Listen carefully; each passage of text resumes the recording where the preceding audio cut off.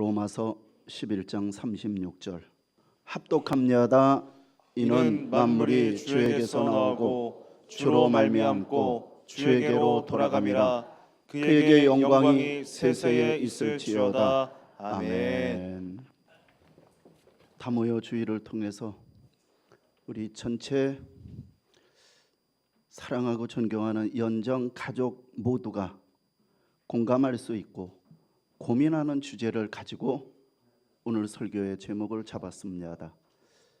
인생에 대한 전반적인 것들을 오늘 그것을 함축해서 압축되어 있는 그런 한 성경 구절로 오늘 인생에 대해서 출생과 과정과 마지막 종착에 대한 그 모든 것, 그리고 우리는 하나님께 영광 돌리자 하는데 결국은 하나님께 영광 돌리는 것이 무엇이냐, 그런 부분까지 같이 담아서 여러분들과 말씀의 은혜를 나누고자 합니다. 특별히 2부에는 이제 세계 다민족 교회도 함께 모여서 4개국이 같은 주제로 말씀을 나눌 때 2부에는 이제 그들의 언어로 번역을 해서 또 옆에 작은 TV를 통해서 그들의 언어로 나오도록 그렇게 준비를 했습니다.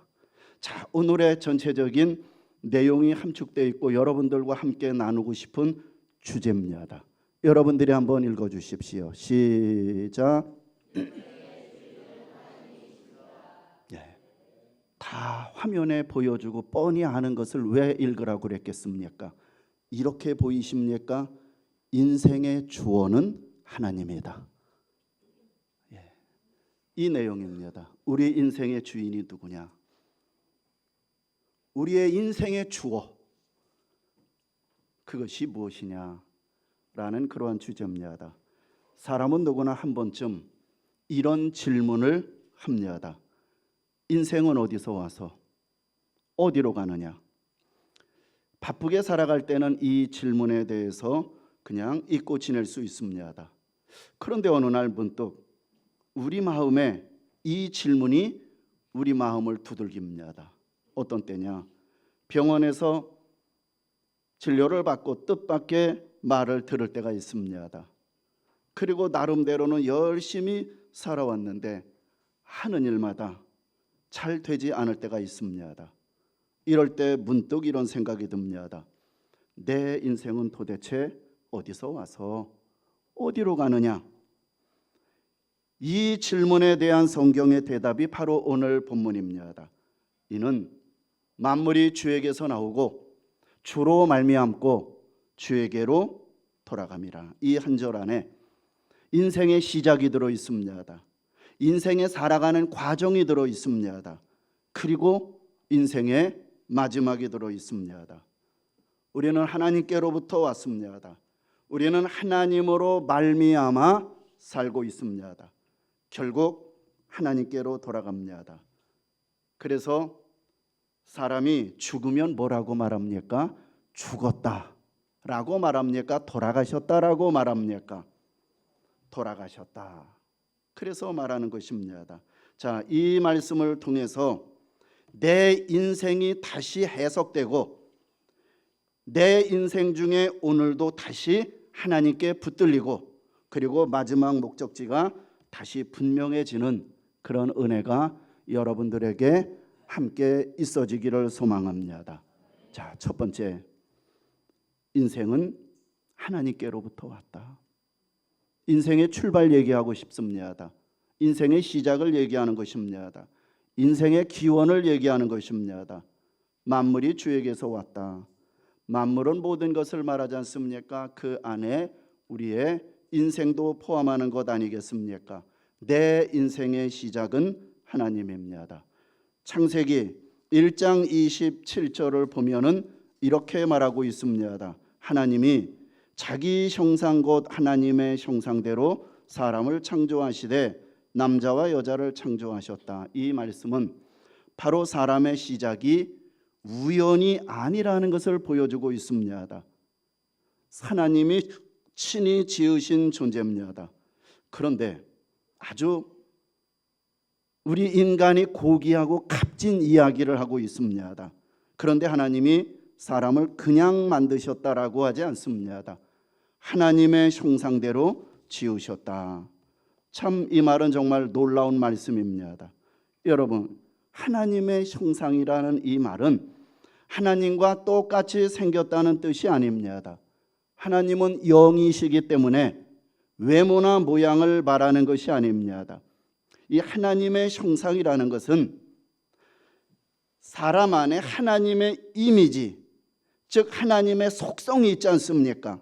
감히 우리가 건드릴 수 없는 하나님 안에 있는 그 이미지, 즉 하나님의 속성이 반영되도록, 비치도록 바로 지음을 받았다는 거예요. 다시 말합니다. 하나님에게는 우리 인간이 감히 생각할 수 없고 인간이 뭐 이렇게 만들었다 뺐다 할 수 없는 속성이 있잖아요. 속성.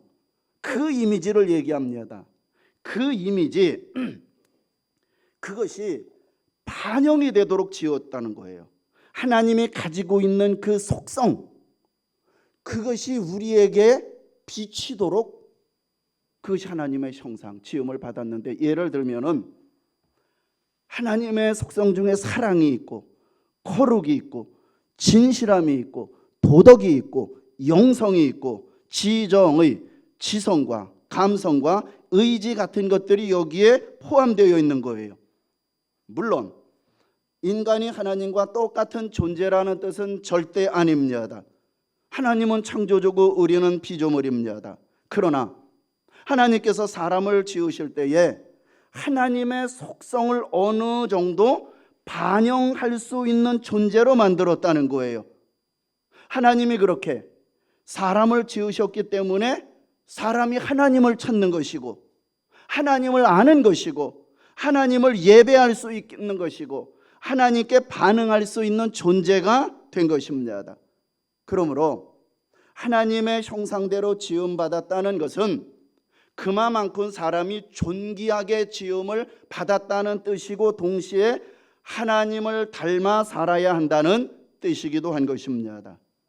그러니까 하나님의 형상대로 우리는 지음을 받았다라면은, 그것이 반영되도록 지음을 받았다라면은 하나님의 사랑이 우리에게 드러나야 되고 하나님의 거룩이 드러나야 되고 하나님의 진실함이 드러나야 되고 하나님의 양심이 살아있을 때 그 삶을 통하여서 하나님께 영광이 되는 거예요. 영광이라는 이야기는 이따 또 뒷부분에서 말씀을 드리겠습니다. 우리는 하나님의 형상을 가진 사람답게 하나님을 닮아 살아가야 하는 것입니다. 여러분, 사람이 왜 존귀합니까? 왜 사람의 생명이 귀합니까? 모든 피조물이 다 귀하면은 왜 우리는 먹고 싶은 거 잡아먹고 동물, 식물 그런 것들 잡아먹고 왜 합니까? 안 귀합니까? 왜 사람이 귀합니까? 그 이유는 하나님의 형상대로 지음을 받았기 때문입니다. 그러므로 하나님이 우리의 생명을 존귀하게 여긴다는 거예요. 믿으십니까?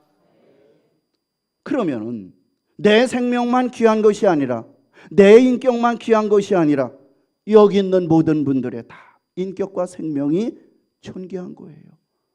감히 다른 사람의 인격과 다른 사람의 생명에 대해서 감히 왈가불가 그리고 존귀하게 여겨야 되는 거예요.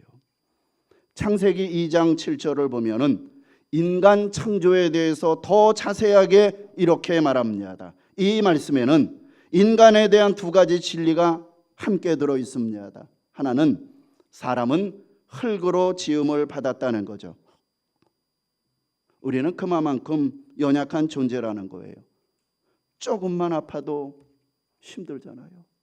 연약한 흙에서 나왔기 때문에 조금만 아파도 힘들고 조금만 흔들려도 주저앉고 조금만 일이 꼬여도 마음이 무너지는 존재가 바로 인간입니다.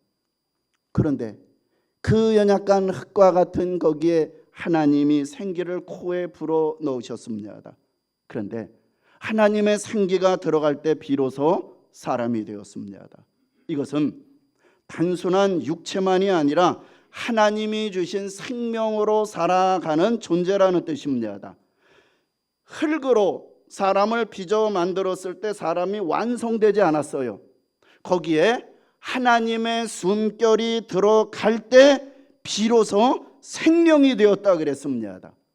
즉 하나님의 영을 가진 살아있는 존재가 되었다는 거예요. 그것이 사람이라는 거예요. 이 말은 생명의 시작이 하나님께 있다는 거죠. 우리 사람의 호흡의 근원이 하나님이고 내 인생의 출처가 하나님입니다. 그래서 사도행전 17장 25절은 이렇게 말합니다. 이는 만민에게 생명과 호흡과 만물을 친히 주시는 이십니다. 내가 살아있는 것은 당연한 일이 아닙니다. 하나님이 생명을 주셨기 때문에 사는 것이고 하나님이 호흡을 주셨기 때문에 오늘도 숨 쉬는 것입니다. 그런데 여기에서 끝이 아닙니다. 여기에서 끝이 아니고 하나님은 생명을 주시고 방치하시는 분이 아니라는 거죠. 나를 창조하신 하나님은 지금도 나를 붙들고 계십니다. 그래서 본문은 계속해서 말합니다. 주로 말미암고. 그렇습니다. 인생은 하나님으로 말미암아 살아가는 것. 이것이 인생의 과정이라는 거죠. 주로 말미암고. 이 말은 만물이 주로 말미암고, 이 말은 모든 만물이 하나님을 통하여서 존재하고 하나님으로 인하여 유지된다는 뜻입니다. 그러니까 하나님은 창조만 하시고 물러나 계시지 않는다는 거죠. 오늘도 피조물, 오늘도 인생을 살게 하시고 지금도 계속해서 생명을 창조하고 계십니다. 그래서 사도행전 17장 28절은 이렇게 말합니다. 우리가 그를 힘입어 살며 기동하며 존재한다. 중요하잖아요. 오늘도 하나님을 힘입어 사는 것. 우리가 여기까지 온 것이 내 힘으로 온 것이 아니고 내가 잘나서 온 것도 아니고 하나님이 붙드셔서 여기까지 온 것이다. 이것이 우리의 신앙의 고백 아니겠습니까? 지금까지 살아온 날들을 한번 돌아보십시오. 정말 내 힘으로만 여기까지 왔습니까? 살아오면서 얼마나 많은 위기가 많이 있었을 것입니다. 막막한 날도 있었을 것입니다. 눈앞이 캄캄한 일도 있었을 것입니다. 사람 때문에 상처받고 환경 때문에 눌리고 미래가 보이지 않아 답답한 날도 많았을 것입니다. 그런데 그런 일이 있었지만 그러나 우리가 여기 있다는 거예요. 무너질 것 같았는데 무너지지 않았습니다. 끝날 것 같았는데 끝나지 않았습니다. 감당할 수 없는 것 같았는데 여기까지 왔습니다. 왜입니까? 그것이 바로 주님으로 말미암아라는 거죠. 인생의 과정이 주님으로 말미암아. 하나님이 계속해서 내게 생명을 주셨기 때문이고 하나님이 붙들어 주셨기 때문이고 하나님이 다시 일으켜 세워 주셨기 때문인 것입니다. 우리 인생을 보면은요, 참 설명이 안 되는 은혜가 너무 많아요. 설명이 안 되는 은혜. 그때는 몰랐어요. 그런데 시간이 지나 보니 아하, 하나님의 은혜였구나. 그때는 몰랐어요. 시간이 지나 보니까 알았어요. 그때는 아픔인 줄 알았는데 지나고 보니까 아하, 나와 우리 가정을 훈련시키는 과정이었구나. 이거를 알게 돼요. 그때는 막힌 길인 줄 알았는데 지나고 보니 하나님이 내 인생을 다른 길로 인도하신 것이었구나 라는 것을 우리는 깨닫게 되는 거예요. 믿음은 모든 일을 당장 다 이해하는 것은 아닙니다. 믿음은 이해되지 않는 순간에도 여전히 하나님을 신뢰하는 것, 그것이 믿음인 것입니다. 여러분, 요셉의 인생을 보십시오. 형들에게 미움을 받습니다. 미움을 받아가지고 구덩이에 던져집니다. 애굽으로 종으로 팔려갑니다. 보디발의 집에서 억울한 누명을 씁니다. 감옥에 갇힙니다. 그 한순간순간을 보면은 요셉의 인생은 정말 실패처럼 보입니다. 버림받은 인생처럼 보입니다. 하나님이 침묵하는 것처럼 보입니다. 그런데 나중에 요셉이 이렇게 고백합니다. 50장 20절에 요셉이 이렇게 고백했어요. 형님들 앞에 당신들은 나를 해하려 하였으나 하나님은 그것을 선으로 바꾸셨다. 이것이 뭡니까? 주로 말미암고의 신앙인 것입니다. 사람은 해하려고 했지만 하나님은 선으로 바꾸셨습니다. 상황은 막힌 것 같지만 하나님은 길을 만드셨습니다. 눈에는 실패처럼 보였지만 하나님은 그를 그런 과정들을 통해서 구원의 통로로 준비하고 계셨습니다. 결국 어떻게 됩니까?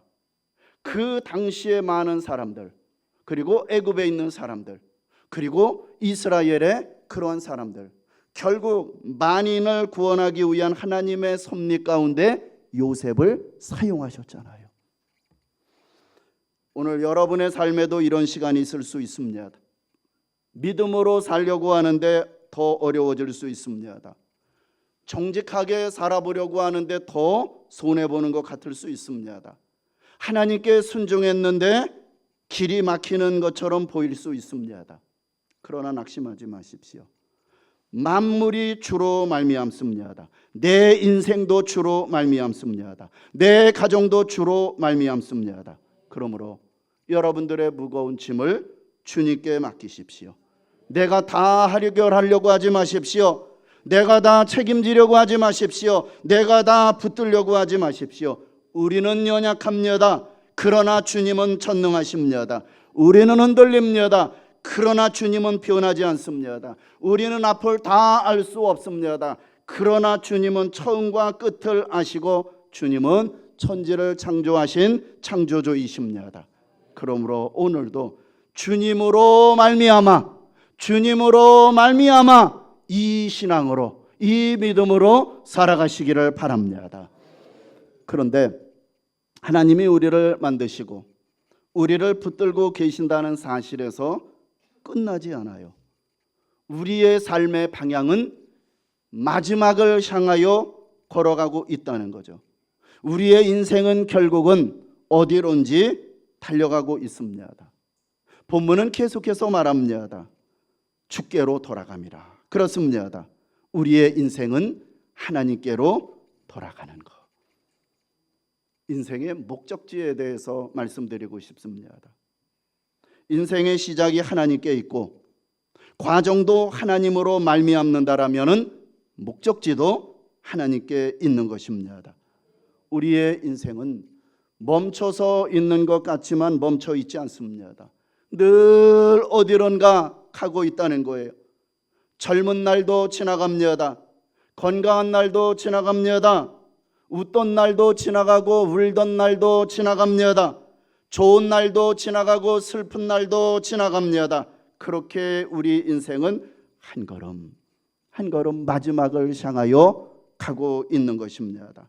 그리고 성경은 분명히 말합니다. 우리의 인생은 결국 하나님 앞에 서게 된다는 거예요.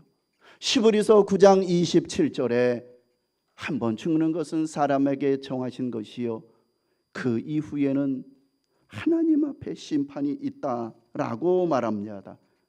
그날이 오면은 우리의 이 땅에서의 삶의 종착점이 다다랐을 때 우리는 하나님 앞에 서게 됩니다.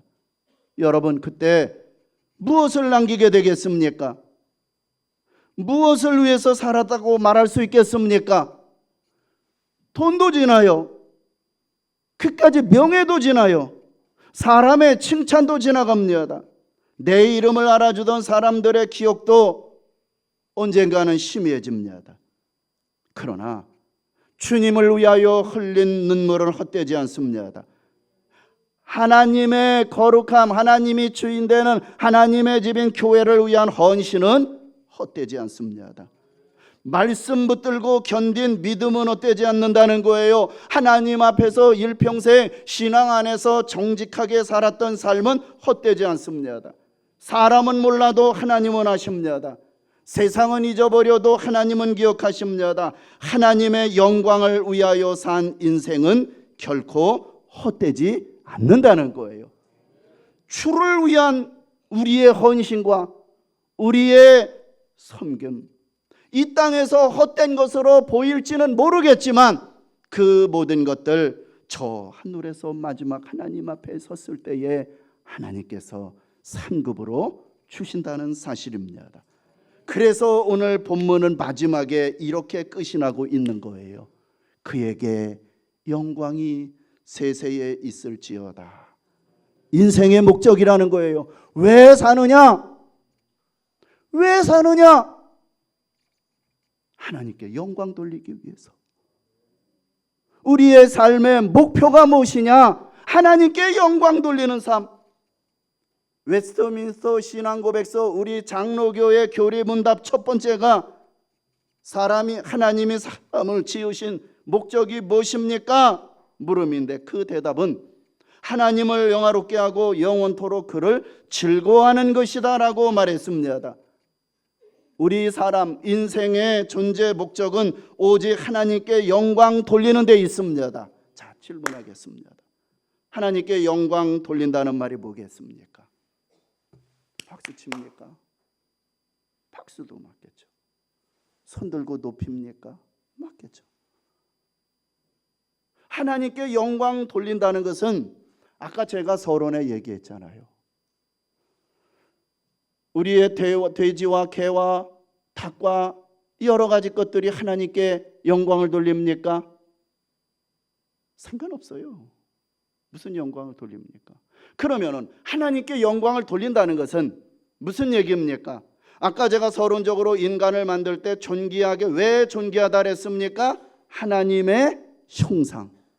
하나님의 형상이 우리 안에 그 하나님의 가지고 계신 속성을 우리 안에 넣어서 우리가 그것을 비치도록 우리에게 반영이 되게 했습니다. 우리를 통하여서 나타나게 했습니다. 그렇다면은 하나님이 주신 속성들이 우리를 통하여서 사람에게 비치고 사람들에게 나타나도록 하나님은 그렇게 우리에게 그 하나님의 형상을 주었다 그랬어요. 그러면은 그리고 마지막 우리의 삶의 목적은 하나님께 영광을 돌리자 이 얘기예요. 그러면은 하나님께 영광 돌린다는 것은 무엇입니까? 나에게 있는 하나님의 속성, 이것을 드러내며 사는 것입니다. 우리가 서로 사랑하고 용서하고 거룩한 삶을 살 때 나를 통하여 하나님이 영광을 받으시는 거예요. 자, 이것이 하나님의 형상과 하나님이 영광을 받는다. 이렇게 연결이 됩니다. 여러분, 우리는 왜 살아야 됩니까? 잘 먹고 잘 살기 위해서 사는 것이 아닙니다. 다른 사람에게 인정받기 위해서 사는 것도 아닙니다. 내 이름을 남기기 위해서 사는 것도 아닙니다. 우리는 하나님께 영광 돌리기 위해서 살아야 하는 것입니다. 왜 예배합니까? 하나님께 영광 돌리기 위해서 예배합니다. 왜 섬깁니까? 하나님께 영광 돌리기 위해서 섬기는 것입니다. 왜 정직하게 살아야 됩니까? 하나님께 영광 돌리기 위해서 정직하게 살아야 하는 거예요. 왜 고난 중에서 믿음을 지킵니까? 하나님께 영광 돌리기 위해서입니다. 이 땅에서 사람의 박수를 받지 못해도 괜찮습니다. 하나님이 기뻐하시면 됩니다. 사람들이 내 수고를 몰라줘도 괜찮습니다. 하나님이 하시면 됩니다. 세상에서 내 삶을 실패라고 말해도 괜찮습니다. 하나님이 잘했다, 충성된 종아라고 말씀하시면 그것으로 충분한 것입니다. 그러므로 오늘부터라도 우리의 삶의 방향을 분명히 해야 합니다. 우리는 내 감정대로 사는 인생이 아니라 하나님의 주권을 인정하고 하나님의 뜻대로 사는 인생이 되기를 바랍니다. 내 욕심을 위해서 사는 인생이 아니라 하나님의 영광을 위해서 사는 인생이 되기를 바랍니다. 내 만족을 위해서 사는 인생이 아니라 하나님이 기뻐하시는 삶을 사는 인생이 되시기를 바랍니다. 내 현실에 매이는 인생이 아니라 하나님의 약속을 붙들고 믿음에 굳게 서는 인생이 되기를 바랍니다.